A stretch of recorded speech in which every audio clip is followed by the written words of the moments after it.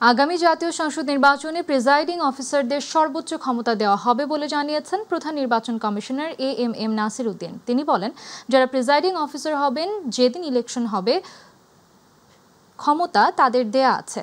যদি গোলমাল করে সেন্টার বন্ধ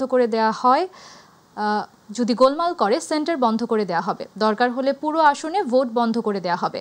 বর্তমান কমিশন সহজে ছাড়ার পাত্র নয়। সকালে চট্টগ্রাম আঞ্চলিক লোক প্রশাসন প্রশিক্ষণ কেন্দ্রে আয়োজিত এক কর্মশালায় প্রধান অতিথির বক্তব্যে তিনি এসব কথা বলেন।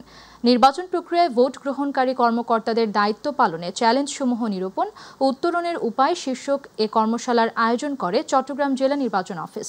সিইসি বলেন, আমাদের সবাইকে মিলে একটা সুন্দর নির্বাচন করতে হবে। নির্বাচনের দায়িত্বপ্রাপ্তদের যদি কেউ অর্পিত ক্ষমতা ব্যবহার না করেন তাহলে এটাকে কমিশন অপরাধ হিসেবে নেবে। শুরু করেছে, আপনারা টের পাচ্ছেন। যারা প্রিসাইডিং অফিসার হবেন, আমি তাদের উদ্দেশ্যে একটা জিনিস বলতে চাই। যেদিন ইলেকশন হবে, আপনি মনে করেন you are the chief election officer of that centre. Returning অফিসারের কাছে এবং প্রিসাইডিং অফিসারের কাছে সব ধরনের ক্ষমতা দেওয়া আছে। যদি গোলমাল করে সেন্টার বন্ধ করে দিবেন, তিনটা গোলমাল হলে তিনটা সেন্টার বন্ধ করে দেবেন। দেখা গেল আমার পুরো কনস্টিটিউশনে ক্যান্সেল করে দেব, বন্ধ করে দেবো ইলেকশন।